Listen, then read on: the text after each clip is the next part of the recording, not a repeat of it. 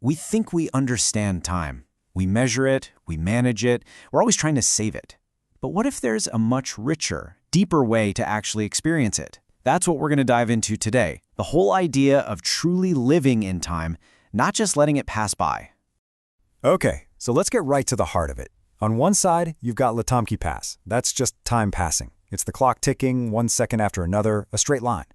But on the other side, there's Latomki Savi, time that is lived. That's our internal, profound experience of it. And the big idea here? We've become absolutely obsessed with the first one, and, well, we've kind of forgotten the art of the second. So let's first dig into the way we usually see time. We tend to treat it like a physical thing, something outside of us that we can control and manipulate. I mean, just listen to how we talk about it. We measure it, right? We cut it up into meetings and appointments. We try to fill it with tasks. We're always worried about losing it, and we're constantly trying to save it. By treating time like a thing, a container, or a currency, we miss something absolutely essential. Time isn't just passing by us, it's what we're made of. Okay, so now let's just flip that whole idea on its head. We're going to look at a concept from the philosopher Henri Bergson that honestly changes everything. And it feels so powerful today, in this age of hustle culture and nonstop notifications, where so many of us feel like we just don't have enough time. Bergson called this idea la durée, or duration. So instead of seeing time as a string of separate little pearls, one after the other, I want you to imagine it as a continuous, seamless flow. It's time as you feel it from the inside, where every moment just melts into the next, constantly transforming who you are. And that leads to this incredible metaphor, a present that is never a point but a thickness.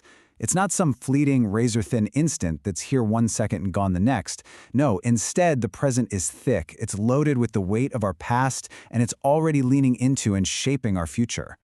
So, this thickness, what does it actually feel like in our day-to-day lives?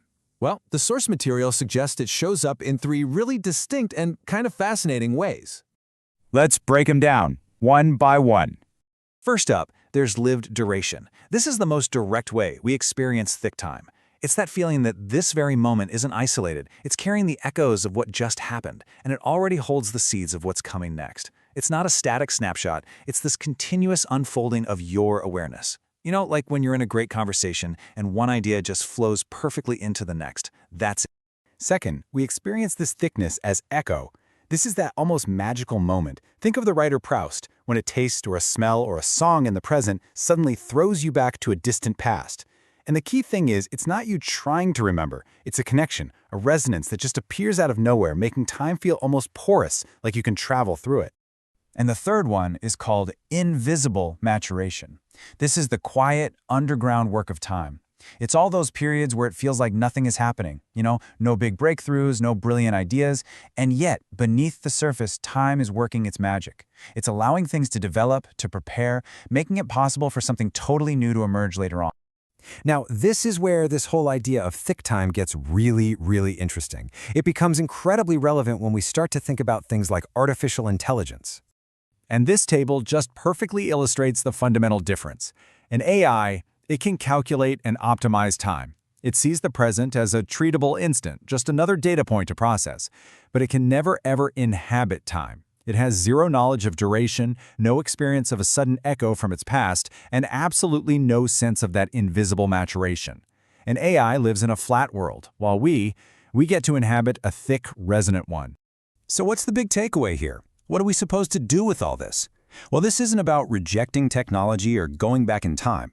It's about consciously reframing our relationship with the time we have, and maybe, just maybe, starting to notice those moments of duration, echo, and maturation in our own lives. The key is to recognize the trap that our modern world constantly sets for us, confusing the sheer speed of things with the richness of life itself. The goal isn't just to slow down for the sake of it, it's to relearn how to truly inhabit our time. That could mean trusting that invisible maturation process when you feel stuck on something, or just taking a second to appreciate the echoes that connect you to your own story. It's about feeling time's thickness, not just counting its seconds.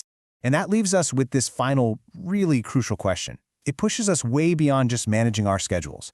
It asks us to notice our own duration, to welcome the echoes of our past, and to trust the quiet, underground work of maturation.